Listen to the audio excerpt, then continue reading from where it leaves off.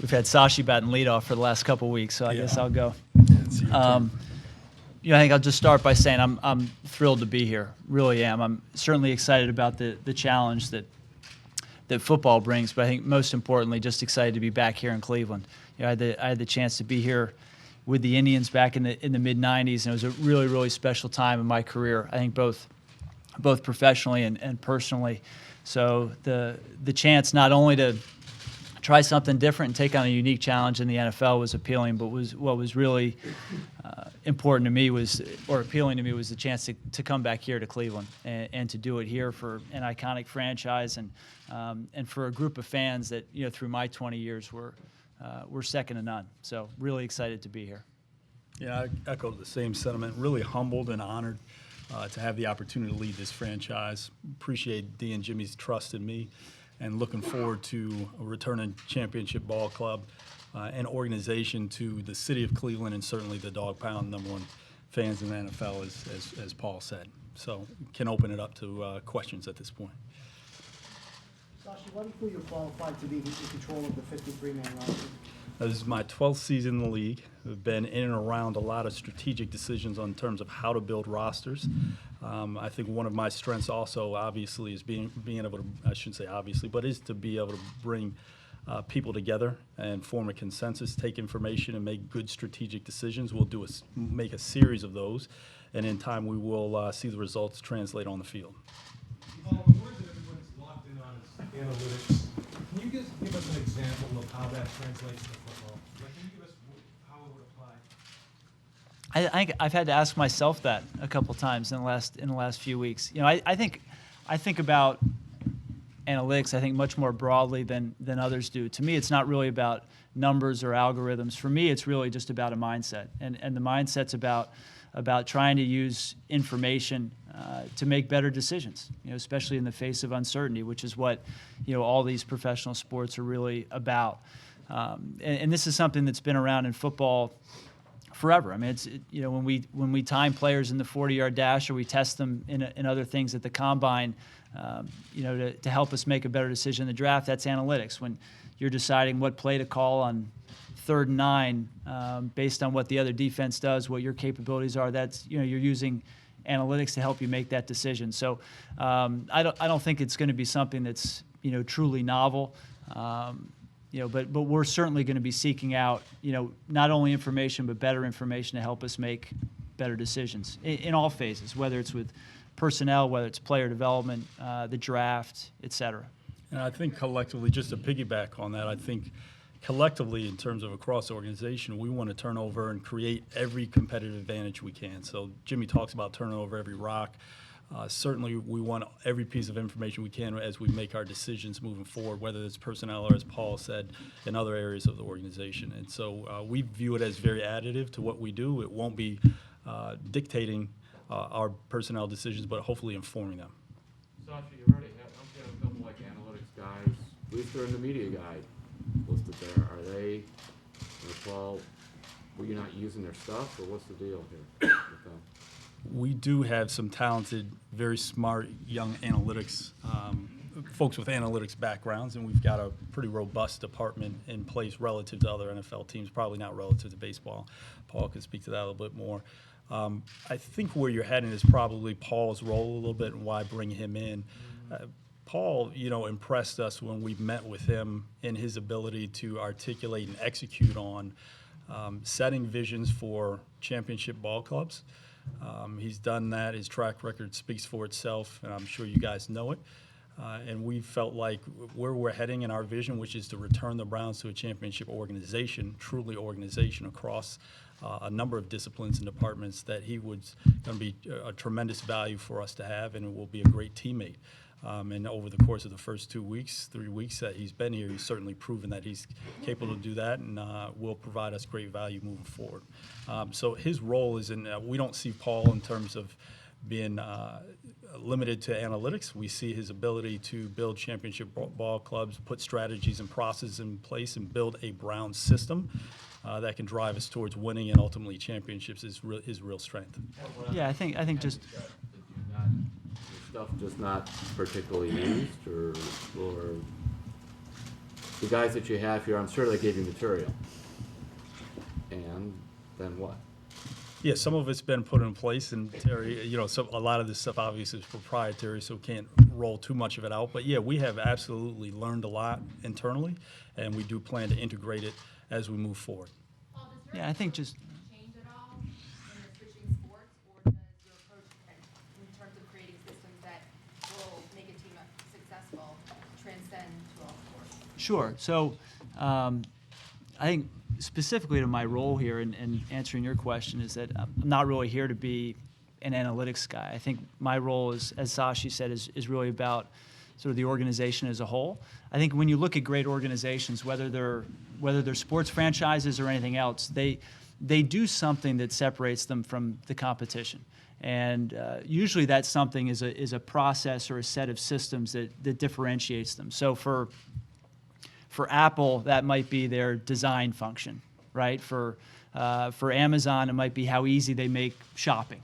For UCLA, under John Wooden, it was the process that started on the first practice of every day when he told them how to put on their socks and lace up their shoes, right? It's a little different everywhere. My job here is really to help us create and implement those processes that we think are going to give us a sustainable advantage, over time. So has my approach sort of changed, or will it change from sport to sport? In that sense, no, because that's kind of what I've always done is try to create those systems, those processes that create a sustainable advantage. Are there nuances to this game and this sport that I'm going to have to learn? Absolutely, absolutely. Well, your example on 3rd and 9, what plays will work, is that something that on Monday, as the game plan is put into action, that's the information they have, or does it go, are you in on the game planning, or how It far depends does it on go? if the play works, I think.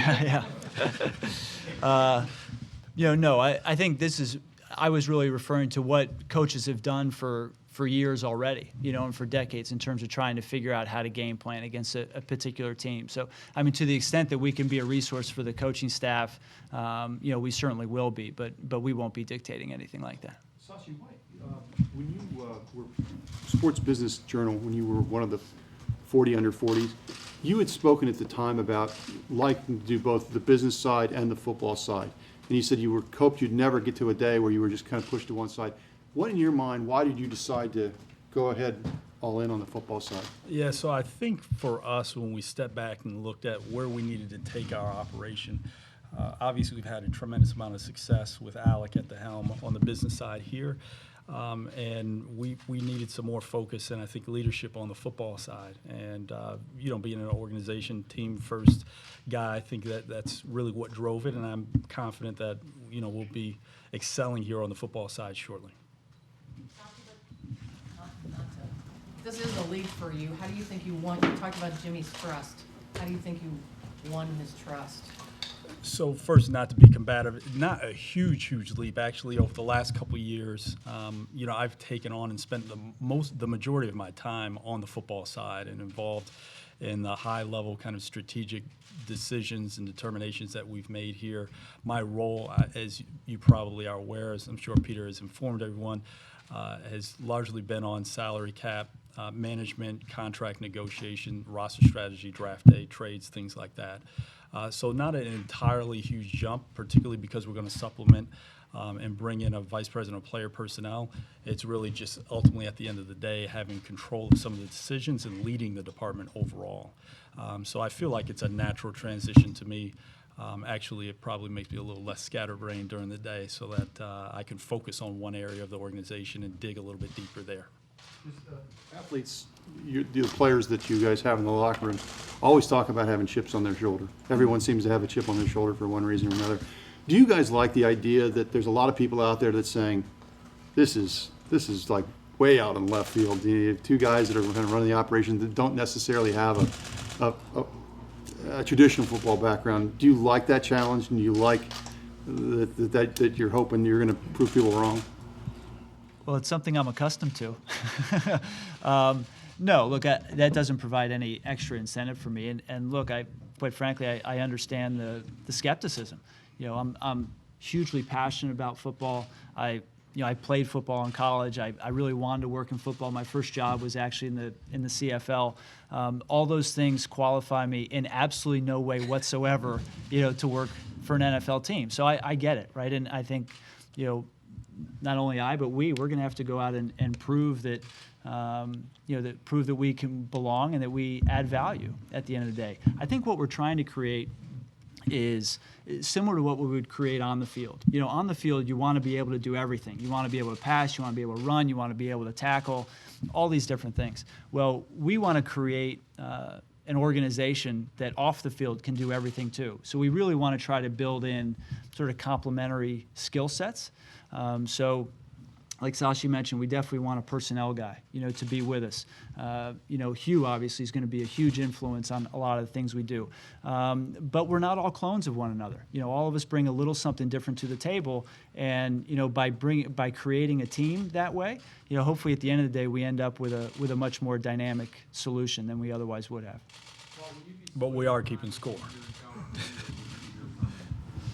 I've been commuting to New York the last 5 years from California. I think the original intent when I took the job was that I would probably move, and then it ended up working out that I stayed out there, and we realized that the commuting actually worked pretty well. So my guess is we're going to continue to do that here at the beginning. In the summer, my family will probably be out here with me, but I'll be here for the most part, almost as if I were living here. How did it come for you to make the leap from baseball to football? How did you get connected with Jimmy and Sashi and wind up here?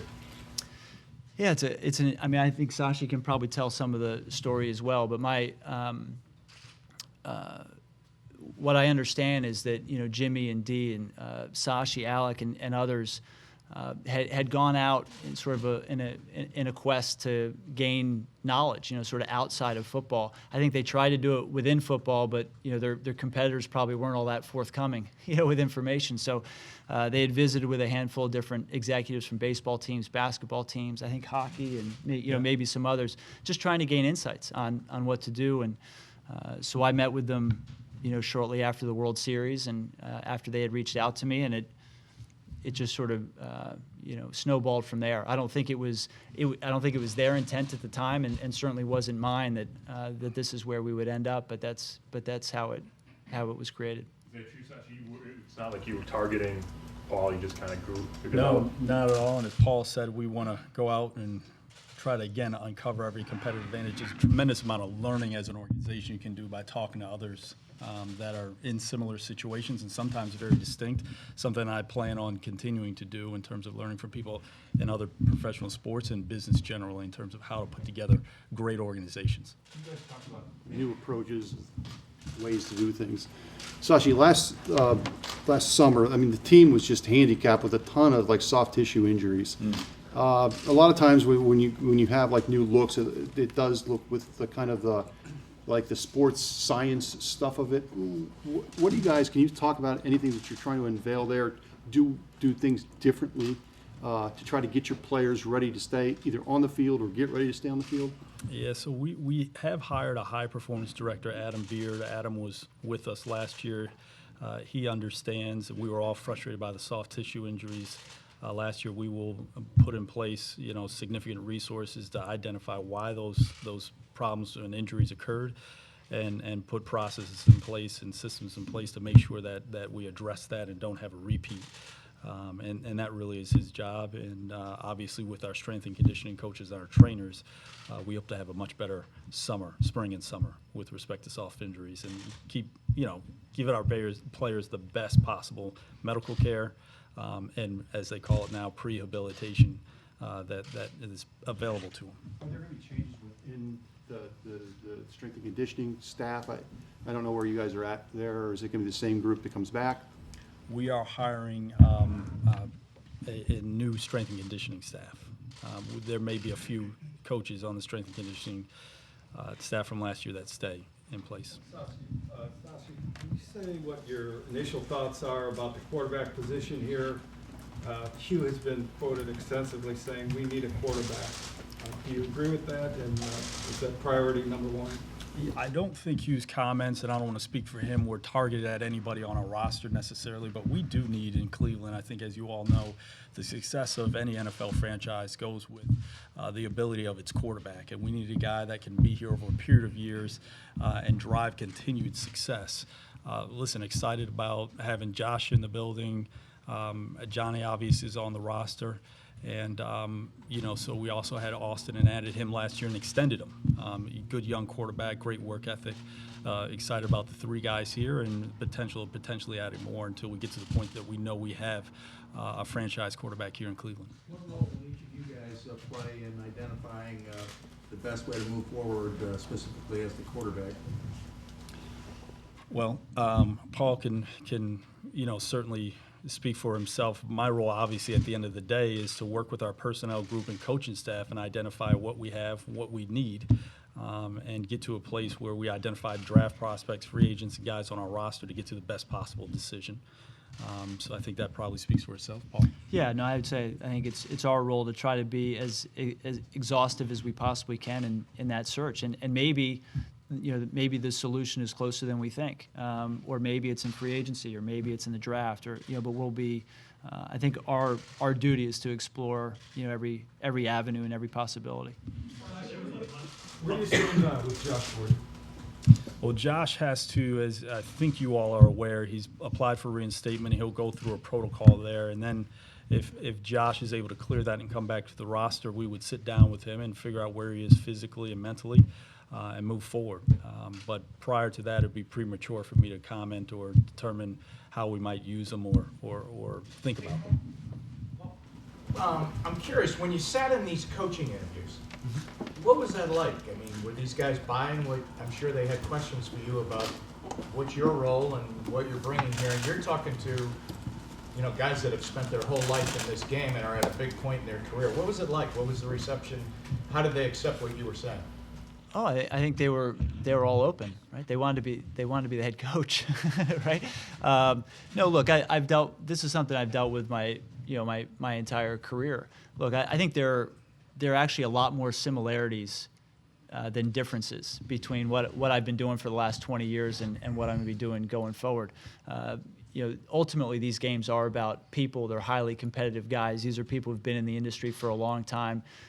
When I was in Cleveland, I was working with a lot of people who had been in the game longer than I had been alive, right? So I needed to figure out how to learn as much as I possibly could from those people, and also hopefully in time, earn their respect. So for me, during the course of the interviews over the last couple of weeks, it was as much a learning process as anything else. I was trying to learn as much as I possibly could. When we did explain our roles and our backgrounds, when it came around to me, I usually started with, "Okay, you ready for this?"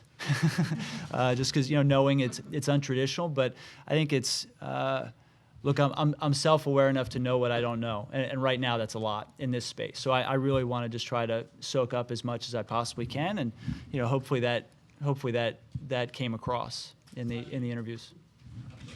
A couple years ago, there was supposedly a much publicized analytics study of college quarterbacks eligible for the draft. I assume you were around and involved in that. What did that process entail, and why did the decision ultimately go against the guy that the study favored? Well, I hope you can respect, obviously not going to reveal, the results of our studies. We do have some really talented young folks here in the building that do tremendous work in terms of providing us objective data about what college prospects might pan out to be in projections for draft eligible players, and we'll rely on those moving forward. Not going to be able to go back and comment on decisions in the past. I'll say this too, just one quick thing about it. I think it's true in baseball. I think certainly true in football. The sort of underlying fundamental principle of these industries really is uncertainty, right? And we're doing everything we can to get our arms around that uncertainty. And sometimes it can be really hard. And even with the best process in place, the best ideas, the best intentions, we're still going to be wrong, right? We're still gonna have some picks that don't work out. We're still going to try some things that don't work out. That's the reality of it. This isn't about having some system that's a crystal ball that tells us exactly what's going to happen. But hopefully we have processes in place, and not just with numbers, but processes in general that if we do them time and time again, we're going to start being right more often than we are wrong, or maybe just right more often when it matters, or maybe limiting the size of the mistakes that we make. But the reality is, we're not going to be perfect, no matter the study or anything else. It's part of what makes these games fun is the uncertainty, right? It's a drama without a script, and that's just what we're trying to get our arms around. But we're never going to get it completely under control. When you talk about when you spoke with the Browns, and Sashi, you can jump in on this too. Again, analytics aside, it seems like it's a kind of a whole new way of looking at things, or at least partially. To me, when I hear that, that tells me some of this is going to take time. Have you gotten any kind of assurances from Jimmy that you guys will get some time? Because this may take more than a year or two to kind of do some of these things, and the track record hasn't been for a very long time here. Right. Well, I know the acronym, in terms of what the NFL stands for, so I'm sort of fully aware of that. But no, look, I think, again, it's a mindset. And it's one thing I really wanted to be sure of before making this leap, because I agree with you, it probably will. I don't know how long it'll take. I can't sit here and say, hey, we're going to have this thing figured out. I'm confident that 12 months from now, if we sit down, next January, we'll be a lot better than we are today and a lot further along. And hopefully 12 months after that, we'll be able to say the same thing. But I don't know where the tipping point is where it'll really kick in and make a big difference. But I think Jimmy and Dee really want to do this right. And it was one of the things that made a big impression on me when I was meeting with them, that they were genuine, they were earnest, and they really want to get this right. And they don't want to keep changing things because they know ultimately that doesn't lead to success. So I think there is going to be that mindset here. And look, hopefully it'll happen sooner rather than later, for sure.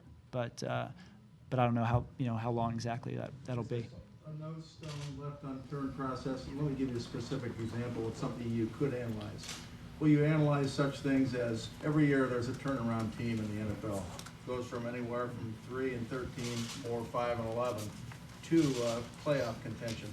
Will you analyze very specifically in a detailed way the number of teams that have done that, say in the last decade, and what they've done to go from 4-12 to a playoff contention? Absolutely. Yeah, I think it's a great example. I mean, one of the learnings we had in baseball was that very rarely is progress linear, at least on a sort of surface level. So, for instance, let's say in football terms, let's say a team's won 4 games. Very rarely do they win 4 and then 8 and then 12. It's usually 4, 7, 5, 12.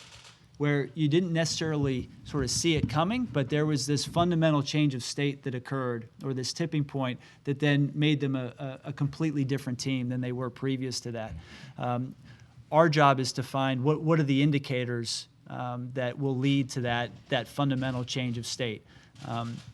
And I think we've already done some work on that, but that's certainly something we're going to continue to do. Is what are the underlying fundamentals here that make a team take that leap? Because that's certainly where we want to be. And to that end, I would just follow up, I think one of the first steps in pursuing, kind of that change of state that Paul talked about was going out and finding a head coach that could change the tone here, set a tone, and change the culture so that our players were going out with a little bit more confidence on Sunday, expecting to win. And in Hugh, we feel like we found that. So we absolutely will look at this and do study this quite a bit, and the pieces will get in place. As Paul said, this is going to be a process. Hiring Hugh was a big first step, and we've got plenty more steps to go. Different guys who've come through here have had different philosophies about how to build a team. Joe Banner's key point was you need a championship caliber quarterback, and you need really good pass rushers to affect the other quarterback. Ray wanted to build with the lines and have a really good defense and a really good running game until you guys got that quarterback. So what is your big picture, overarching mission statement on how to build the roster you want? Well, I've already alluded to the fact that we believe we need to establish a quarterback here. That doesn't mean that we have to find him off the roster necessarily. But we need to we need to go out and find impact players at impact positions. And we will sit down with Hugh and the coaching staff when they get here come up with the shared vision with Paul, make sure that everybody understands and clearly communicate to the personnel, staff, and coaching where we're heading, and move from there. And so different, I think if you ask all those guys, Paul and Joe, they would say, Joe and Ray, they would also say they do want a quarterback. Joe would also say it's important to have the offensive line. So there's different ways to build it. We'll explore all paths and choose the one that gives us the best opportunity to build towards a organization that has really sustained success. So not only do we get to those 12 wins that Paul referenced, and hopefully more than that, but that when we get there, we're in position to stay there for a long period of time. So Yeah, there have been all these different guys that come through here, sat up there, and they've had different approaches. But if you lay out, this would be for your analytics guys, I'm sure you look at the drafts over there. There's a commonality of, in general, they've messed up so many drafts over so many years by so many GMs, and I guess you would just say, well, what makes you guys any different? Terry, I think you raised a good question, and the proof is going to be in the pudding for us. We know that. At the end of the day, as Paul said, we can't guarantee success. What I can guarantee you is we are competitive as hell. We're going to turn over every stone, keep biases out of our decisions, and make sure that we make as informed decisions as possible every single time we can. We have some talented people in the building. We'll be adding some more. Be working collaboratively together, and I think one of the strengths that I have is to be able to filter through all that information and get to the right decision at the end of the day with the support of the entire organization. And I think sort of along those lines too, I think one of the things that's really important is that Sashi referenced that shared vision. I can't overstate the importance of that. When you have this shared vision, it really can help dictate a lot of your decisions. So while some of the decisions, especially in the draft or something like that, may not work out, the decision should make sense, at least align with that shared vision. And I think those are a lot easier to live with because you say, okay, this didn't work out, but it is in line with what we're about. And if we start making decisions that are not aligned with that shared vision, then that's a real problem. And I think that's where you can go, 2, 3, 4 years where things just don't work out, where you're throwing darts, and with each decision, as opposed to trying to make this is just one decision in a group of many that are all aligning toward the same thing. What can you guys do as an organization to address all of the off-the-field stuff that we keep seeing about Johnny Manziel? And are your hands tied to a certain extent? And what is the plan going to be? Last year, we know he checked himself into rehab. That supposedly was his own decision. Can you guys intervene in that way? What is the plan here, and is that a prerequisite for him to get himself together off the field before you guys can start to count on him again, perhaps as a quarterback? Yeah, so I think you probably hit the nail on the head here a little bit. How much can we do? And I think, for Johnny, he's an individual and he's a man, and he's going to have to obviously own a lot of this, in terms of his future career. Not going to comment on the off-field stuff now or go into some of the internal conversations we've had with him. It's important that he comes back. I think he understands perfectly the circumstance that he's in and where he is in his career. As we move forward, our expectation, as we talked about upstairs, is that he comes back ready to go and is focused on being a great teammate. Part of what Mary Kay's question, I think, is you establish the culture for the team, what you expect from your players, and how can you establish that with a guy who is doing the kinds of things he's been doing? Where does the conflict, where does the intersection come in? Yeah, so Hugh talked about this as well. I think you guys probably bombarded him with a few questions when he was here. But, in all seriousness, I think we set an expectation for our team and hold them accountable. And some of that's off the field, some of that's on the field. And that's one thing that I am confident Hugh will do, is set a set of expectations for our players every day, every practice, every rep, what we expect from them, and hold them accountable to that. And organizationally we'll do that, and certainly I have no doubt that he will be doing that on a daily basis. Sasha, the GM search, or whatever title you want to call it, how much influence will Hugh and Paul have on roster decisions, and whose responsibility will that fall on if a player doesn't work out? So If it doesn't work out, it's it's me. right here. They've made that clear. We figured that out over the last couple of weeks. But yeah, no, absolutely. They've been involved in the process so far. We have met with a handful of candidates, actually a couple handfuls of candidates for our personnel guy. We hope to wrap that search up in the next week or two and make a hire and a decision there. That person will also be very involved in personnel decisions and driving our personnel function in collaboration with me and Hugh and Paul.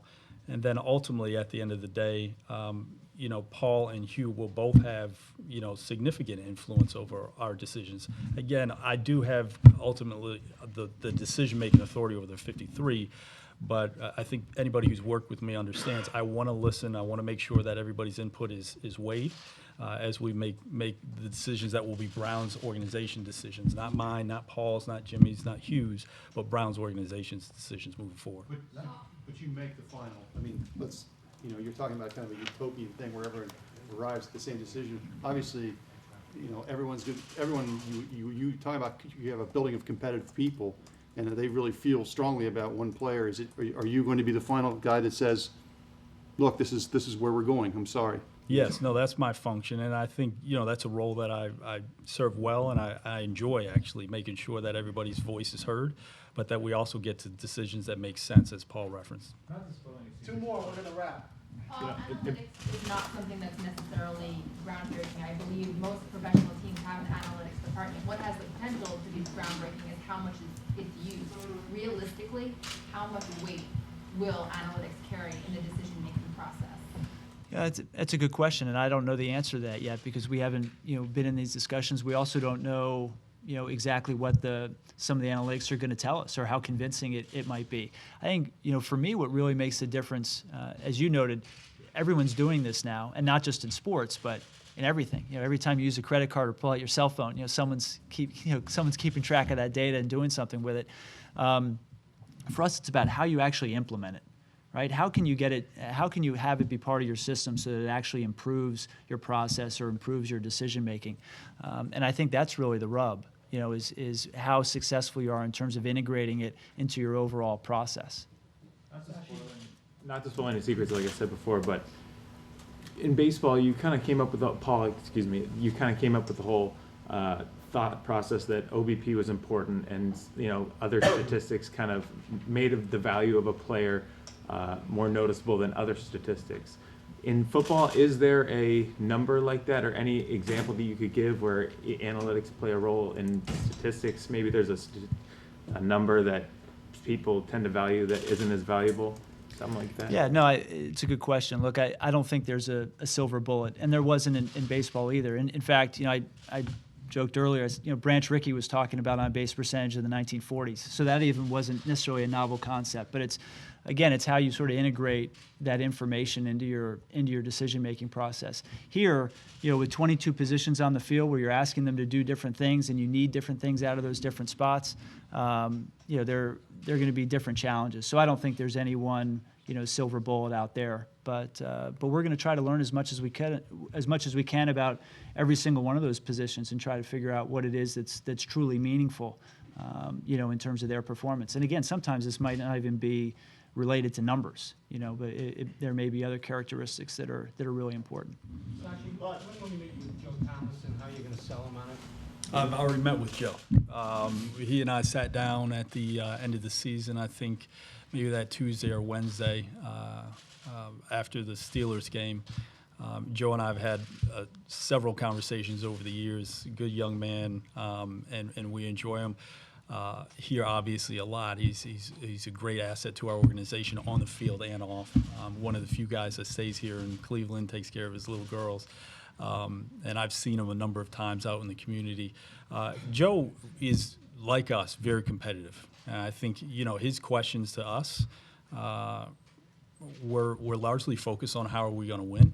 I talked to him about what our plan was, what our strategy was, and assured him that we were going to be doing everything to pursue winning here as an organization. You'd have to ask Joe how satisfied he was with the questions, but he's a guy that, listen, he's going to be a big piece of what we do moving forward, has a tremendous amount of insights that we will glean from. Were you confident in what happened in the meeting? I'm sorry? Were you confident in what you heard back from him? Yeah, I was. And again, this has been a process. It's not like Joe and I haven't had conversations before. Yeah. As you look around at candidates to interview for the personnel job, have organizations been able to block guys from interviewing with you because you have control of the 53, and how have you gotten around? Do you feel comfortable that you can get around that and find a good candidate? Yeah, so we've already interviewed a number of very talented personnel folks. You know, I was explaining a little bit earlier that this is an odd calendar period for the NFL. At the same time, teams are going out to recruit personnel staff. It's also the most critical time for personnel groups at kind of incumbent organizations. And so when we go to a team that asks for their director of college scouting 4 months before the draft, you can imagine what a team says. And under NFL rules, if they don't have control of the 53, they're not obligated to let them out. We anticipated and expected this, but it won't keep us from getting a really talented vice president of player personnel. Last one. Who's it conducting interviews next week in Mobile? Like with players, you get a chance to sit down with players. Are you guys doing it? Are your scouts doing it? Who's in charge? Yeah, Hugh will be involved. Some of our scouts will be involved, myself as well.